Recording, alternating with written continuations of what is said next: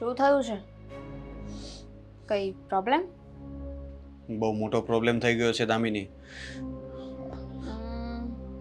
આવી મોટી પ્રોબ્લેમ તો જ્યારે ચા સરખી ના બને ને તો જ થઈ હોય. હું મજાક નથી કરતો. તને લાગે છે કે હું ચાની વાત કરું છું? ગુસ્સો શું કામ કરો છો? શું વાત છે? આજે શેર બજારમાં બહુ મોટું નુકસાન થઈ ગયું. મારી બધી પોઝિશન કપાઈ ગઈ અને નુકસાન એટલું છે કે કંઈક કરવું પડશે હવે, નહીતર આપણે બરબાદ થઈ જશું. આ નવું ક્યાં છે? આ તો રોજનું છે ને. આ જ્યારથી શેર બજારમાં પૈસા રોકવાનું ચાલુ કર્યું છે ને ત્યારથી મેં નથી સાંભળ્યું કે તમે તમારા મોઢામાંથી કીધું હોય કે આજે મને ફાયદો થયો. જ્યારે જો ત્યારે બસ નુકસાની નુકસાની નુકસાની. હવે કેટલાની નુકસાની આવી છે? હવે એ બધું છોડ. તારી પાસે ઘરમાં કેટલા પૈસા પડ્યા છે એ મને બધા જોઈએ છે. મારે નુકસાન ભરવા માટે જરૂર પડશે. મારી પાસે કેવા પૈસા? અરે હું થોડી વાર કમાવા જાઉં છું તે મારી પાસે પૈસા હોય.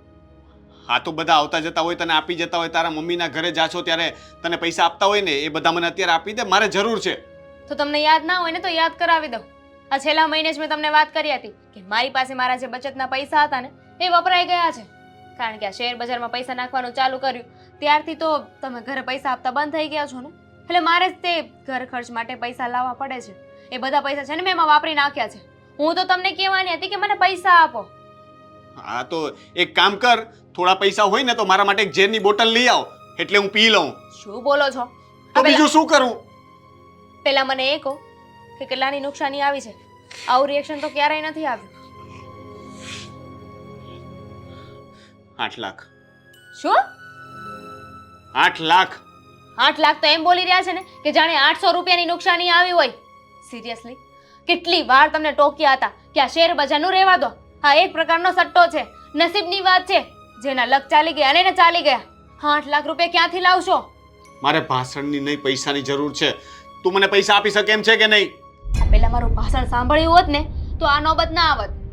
હા પણ પહેલા નથી સાંભળ્યું, પણ હવે જે પરિસ્થિતિ છે એનો સામનો તો કરવો પડશે ને. મેં ગામમાંથી ઉછીના પાછીના લઈને કર્યું હતું બધું. હવે બધાને પૈસા તો ચૂકવવા પડશે ને. મહિનાના વાયદા કર્યા હતા, 2 મહિનાથી કોઈને આપ્યા નથી. તો મદદ તો કરું, પણ પહેલા એક વચન આપવું પડશે કે આજે 8 લાખ રૂપિયા કર્યા છે ને એ ભરાઈ જાય ને એટલે તમે શેર બજારમાં ક્યારેય પૈસા નહીં રોકો. હા એ બધું થઈ જશે, હું કંઈક નોકરી બોકરી કરી લઈશ, પણ પહેલા તું મને આ પૈસાનું કેવી રીતના કરવું એક રસ્તો બતાવ. બીજું તો શું હોય? થોડી ઘણી બચત છે મારી પાસે 15,000ની અને બીજા મારા ઘરેણા છે. બીજું તો શું હોવાનું? બચત 15,000ની, ઘરેણા કદાચ ગણીને વધારેમાં વધારે ગણીએ તો 2 થી 3 લાખના થશે. એનાથી વધારે બાકીના પૈસાનું શું કરવું? ઠીક છે, મારી પાસે થોડી વધારે બચત છે. કેટલી? 25,000. હજી કઈ હોય તો પહેલા કહી દે. નથી. તો મગજ ખરાબ છે ને, ઉલટાની તું સસ્પેન્સ રાખે છે. શું કરવાનું છે પૈસાને? હું જતો રહીશ પછી ચાટવાની છો? એ પૈસા છે ને એટલે જ ઘર ચાલે છે. આ બધું છે ને પહેલા વિચારવું જોઈએ. આ તો સારું છે કે પૈસા બચાવ્યા હતા, જમા કર્યા, કટકી કરીને તો અત્યારે કામ આવ્યા. હવે એ બધું છોડ, એક કામ કર, તો તું તારા ભાઈ પાસેથી 5-6 લાખ રૂપિયા લઈ આવી દે. શું? આ 5-6 લાખ રૂપિયા તો લાવવાની વાત એમ કરીને કે જાણે 5-6 રૂપિયા લાવવાના હોય મારા ભાઈ પાસેથી. એ મારો ભાઈ છે, હું એને જઈને એમ કહીશ કે ભાઈ તારા જીજાજી છે ને શેર બજારમાં પૈસા હારી ગયા છે, પૈસા આપણને આપી દેશે. હા તો આપશે, એમાં શું છે? આપવું પડે. જીજાજી છું ને, તું એની બેન છો ને, તો મદદ કરવી પડે. તો તમે તમારા જીજાજીને વાત કરો ને, એટલે કે બેનબાના ઘરવાળાને વાત કરો, તમારા કોઈ સગા સંબંધી ભાઈ કે કોઈ મિત્ર હોય એને વાત કરો. મારા પિયરમાં જવાની શું જરૂર છે? એટલે ત્યાં બધા મને સંભળાવે ને કે જો ઘરવાળાએ કરીને નુકસાની. એ લોકોને પહેલેથી જ મારે આપવાના બાકી છે. જીજાજી પાસેથી તો પહેલા જ 2 લાખ રૂપિયા લીધા હતા અને ફેમિલીમાં પણ હવે કોઈ આપે એમ નથી.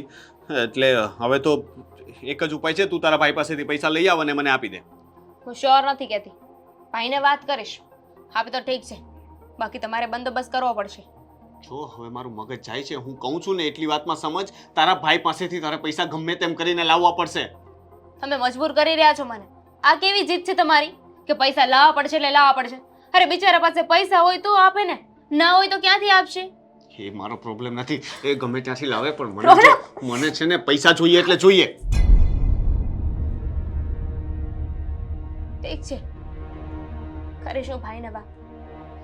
અને એવું બધું હોય તો તમે જ વાત કરો ને. તમે જ જઈને મારા ભાઈને કહી દો કે તમારે પૈસાની જરૂર છે. એ તો કરીશ જ. પેલા તું વાત કર, પછી ના પાડે ને તો હું જોઈ લઈશ. પૈસા તો ગમે ત્યાંથી કરવા જ પડશે. હવે આવા સમયમાં મારો સાળો મારી મદદ નહીં કરે તો કોણ કરશે? આજે મમ્મીના ઘરે હું જઈ આવીશ અને વાત કરી જોઈશ. સારું, વાત કરી લેજે, પછી મને કહેજે.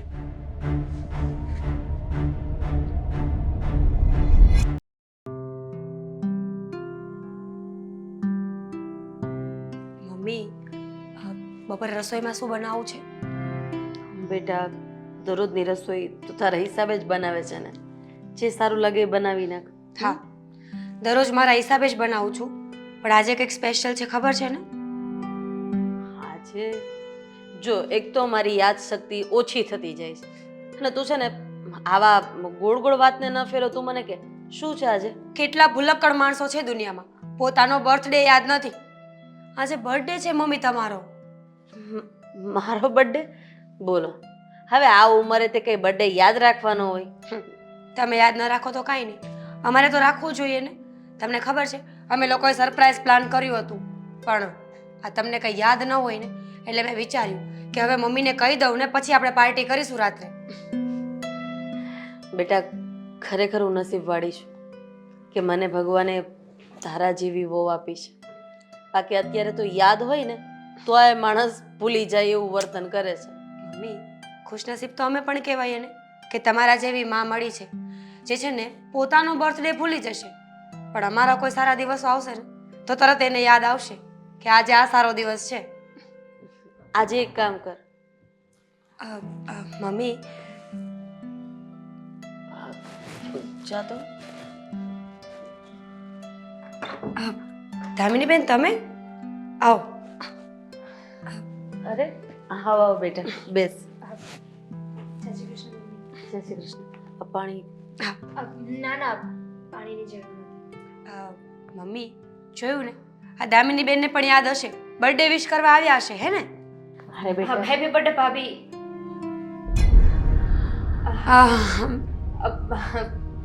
Happy birthday mummy. અરે તને યાદ છે મારો બર્થડે? હા, મને યાદ છે. યાદ જ હોય ને, એટલે તો આવી છું. તું કંઈક ચિંતામાં હોય એવું મને લાગે છે. શું એવી કઈ વાત છે બેટા?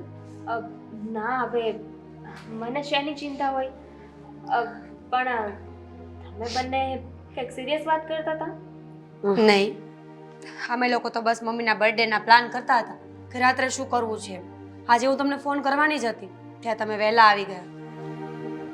હા, મને યાદ હતું ને કે મમ્મીનો બર્થડે છે, એટલે. આવી જ છે તો તું સાથે સાથે કુમારને પણ ફોન કરી દેજે, એ પણ આવી જાય ને સાંજે જમવા માટે. હા, એકચ્યુઅલી એ અહીંયા નથી, એમના કોઈ ફ્રેન્ડને ત્યાં ડેથ થઈ ગઈ છે ને, તો ત્યાં ગયા છે. પણ ત્યાં રોકાશે થોડી, સાંજે તો આવતા જ રહેશે ને, તો અહીંયા બોલાવી લો ને. નક્કી નથી, કદાચ રોકાવું પણ પડે. એમના બેસ્ટ ફ્રેન્ડ હતા ને, એટલે. અચ્છા, કઈ વાંધો નહીં, બીજી વાર વાત. હવે આ હોનીને તો કોણ ટાળી શકે છે? સાચી વાત છે. ભાઈ ક્યાં છે? ઓફિસે ગયો કે? હા, એ ઓફિસે ગયા છે. કામ હતું, ફોન કરીને પાછા બોલાવું? ના ના ના, કામ નહોતું, એમ જ પૂછતી હતી. ભાઈ દેખાડા નહીં ને, એટલા માટે. દામિનીબેન, આજ તમે કેમ આમ વર્તન કરો છો? મમ્મી તમને કાંઈ ચેન્જીસ લાગે છે? વાત કરવામાં પણ વિચાર કરો છો તમે આજે? શું વાત કરો છો? હા, તડકામાંથી આવીને કદાચ એટલા માટે એવું હશે. અને આમ પણ એના ભાઈને ન જોવે, એની સાથે થોડો ઘણો ઝઘડો ન કરે તો એને શાંતિ ન મળે. તને તો ખબર જ છે ને. હા, બહુ જ તડકો છે બહાર. એટલે જ તો મેં કીધું કે ચા ન પીવી હોય તો એવું હોય તો ઠંડુ બનાવી દે. કાંઈ નથી કરવું, હું ક્યાં રોજે રોજ આવવાની છું. આજે આવી છું તો થોડી વાર બેસો ને આપણે લોકો વાત કરીએ. હા તો બોલ. અરે ઘરે તારા સાસુ સસરા કેમ છે? આ વચ્ચે તારા સાસુનું ડાયાબિટીસ તો બહુ વધી ગયું હતું, દાખલ કર્યા હતા ને એમને? હા, પછી એમને ડાયાબિટીસનો પ્રોબ્લેમ વધી ગયો ને એટલે એ લોકોએ નક્કી કર્યું કે એ લોકો ગામડે જતા રહેશે અને ત્યાં જ રહેવાના છે હજી. હા, ત્યારે મેં મીરા અને તારા ભાઈને મોકલી દીધા ખબર પૂછવા માટે. આ મને ઘૂંટણનો દુખાવો રહ્યો એટલે મારાથી ક્યાંય જવાય નહીં, પણ તારા સાસુને ખોટું તો નથી લાગ્યું ને? ના ના, એમને શું તમને ખોટું લાગે? એ તો માણસની પરિસ્થિતિ સૌ સમજે નહીં. સાચી વાત છે. અને આમ પણ આ ગામડે જશે ને વાતાવરણ બદલશે ને એટલે આપોઆપ બધું ઠીક થઈ જશે એમને. ભાઈ ક્યારે પાછો આવે છે? બપોરે જમવા માટે આવે છે? આવશે કદાચ, કાંઈ નક્કી ન કહેવાય. એમનું તો એવું છે, આવવું હોય ને તો આવે, નહીં તો ન પણ આવે. એક કામ કરી દે ને, ફોન કરી દેજે, આજે બપોરે ઘરે જ જમવા આવી જાય. સારું મમ્મી, હું ફોન કરી દઈશ. હા, હવે હું આવી જ છું તો મમ્મીનો બર્થડે પણ છે તો એક કામ કરું, આજનો દિવસ અહીંયા જ રોકાઈ છું. હા, મેં તો પહેલાં જ કહ્યું ને કે રોકાઈ જાવ એમ. આ તમે છો કે માનતા નથી. હા, થોડી તમારા લોકો સાથે વાત પણ થઈ જશે. હવે બેટા થોડી વાર અમને મા દીકરીને એકલી મૂકીશ તો સુખ દુઃખની વાતો થાય, પછી તારી પણ થોડી વાતો કરવી પડશે ને મારે. સારું, તમે લોકો વાતો કરી લો, પણ ધીમે હા, મને સંભળાવવું ના જોઈએ.